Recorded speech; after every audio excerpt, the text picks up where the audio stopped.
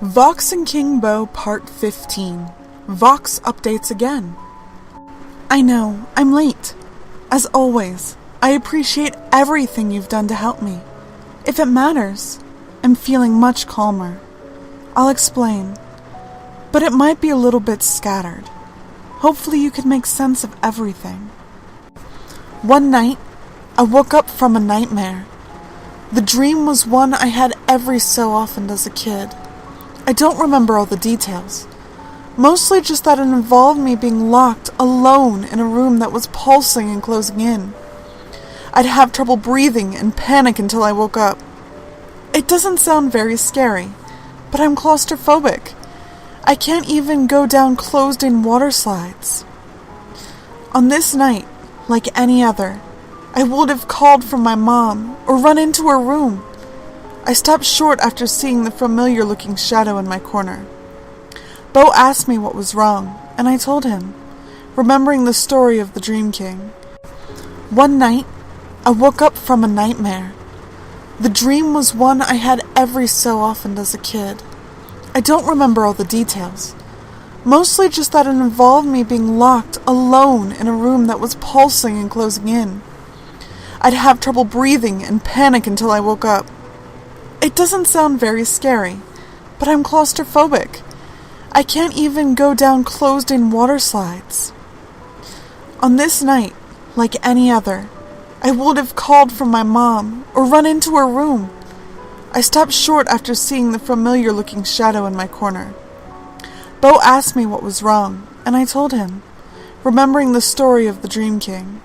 I asked him why he hadn't brought me a good dream tonight, instead of leaving me with that nightmare. He grinned and moved to the edge of my bed. Have I not told you of the first nightmare? He asked. Way back a long time ago, the darkness was still very young. It hounded our kind endlessly, sending shadows to nip at our heels, and allowing monsters to lurk within its pools. This was a quiet time, when we traveled along between worlds, without understanding, and the darkness knew only to keep us at bay. It feared that we would spread beyond the bounds of our world like a cancer, so it did whatever it could to frighten, harm, or even kill us. Yet, there was one daughter of man who would not fear the darkness. She sought it out and walked among the worlds without worry. The shadows were her companions. No monsters could catch her in their snares. Nothing the darkness did could stop her, and her courage inspired those around her to brave the darkness as well. Seeing this daughter of man, the darkness lamented his falling to the night. Does she not see that these worlds are not for her? It asked. She cannot understand our true nature. You must reach their heart. Night said. But how? The darkness asked. The night showed the darkness how man slept, leaving their minds to wander with no defenses. The darkness slipped inside the woman's mind and filled her head with all the terrible possibilities that lurk within it. It showed her worlds that man cannot view with human eyes. It tormented her with threats of endless pain and suffering to those she loved. It drove her mad with fear, so that she never again ventured beyond the safety of her own world.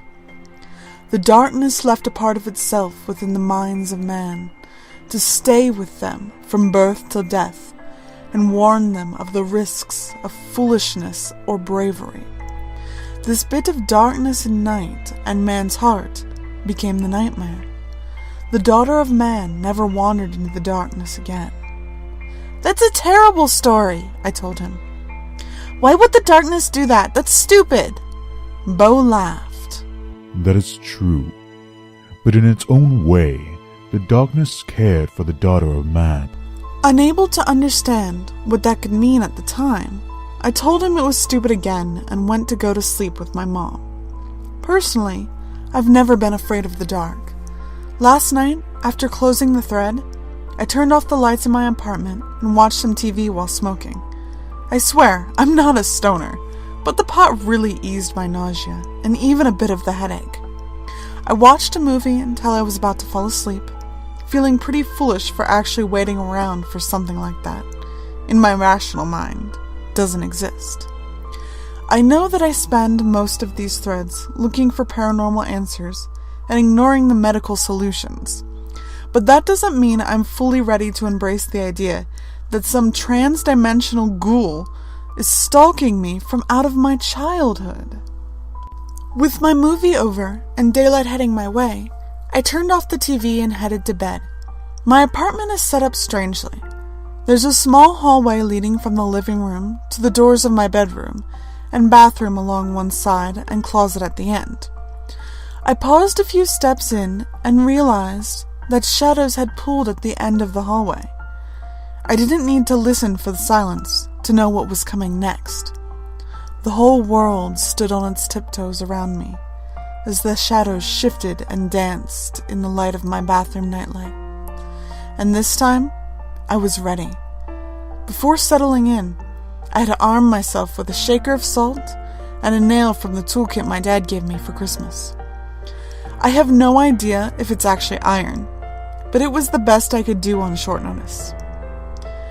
My sight shifted as though my eyes were adjusting to the shadows. The form revealed itself like it had been there all along. Vox. He hissed. If I seemed ballsy, it's more the chill of the weed and the fact that I am so desperately tired of all of this. He moved further out into the hall. I don't know how other people handle these kinds of things. It's like walking out 1 a.m. and seeing the Easter Bunny standing in your kitchen. I slipped my hand into the pocket of my hoodie to grip the salt shaker and started to hum.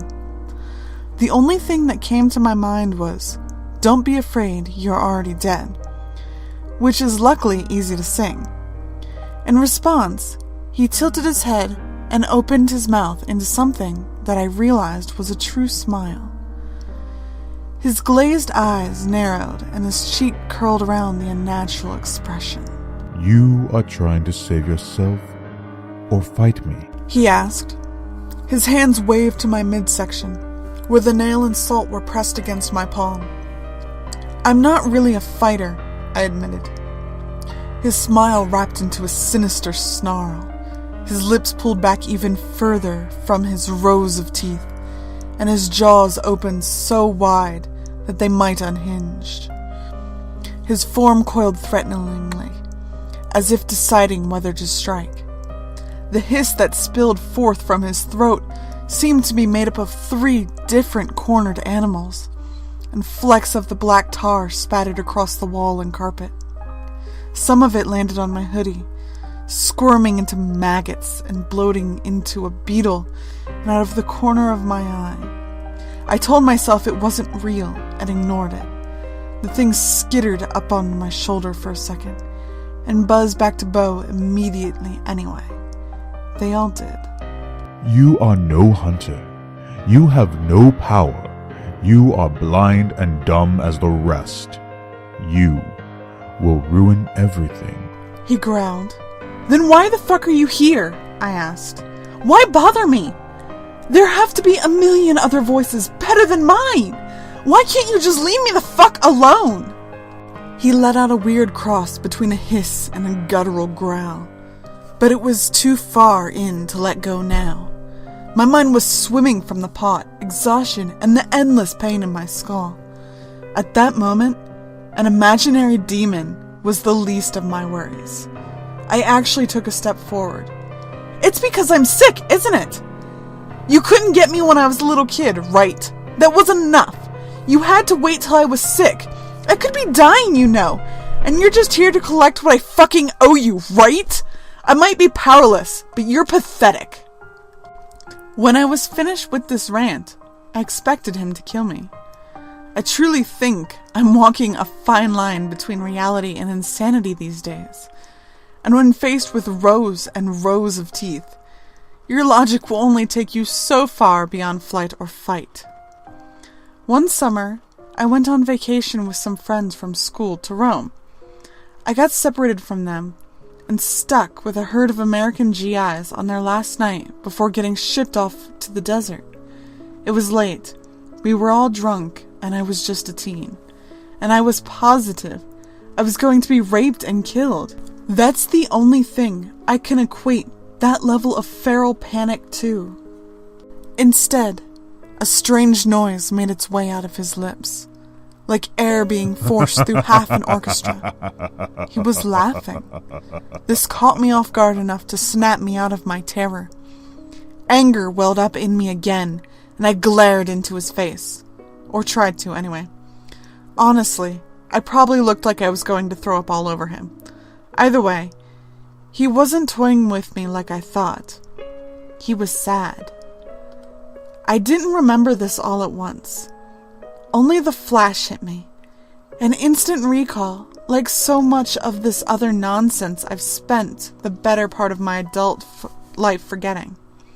Luckily, you all get to hear about it after the fact, so I'm free to spew what I know in detail. I've been doing research into child psychology and imaginary friends since this started. The internet tells me that children under the age of 5 have difficulty telling what's real and what isn't. I've also heard from my own studying in the past that primitive beings probably couldn't tell dreams from reality, and that might be how we got art and stories. I've always worried about these little adventures I had, and the things I noticed with Beau were caused by this blur between reality and imagination. I know that after Beau left, I stopped seeing them. But maybe this is where I first started being delusional. I don't know. That might be a little harsh. Most kids, even at 7, play make-believe.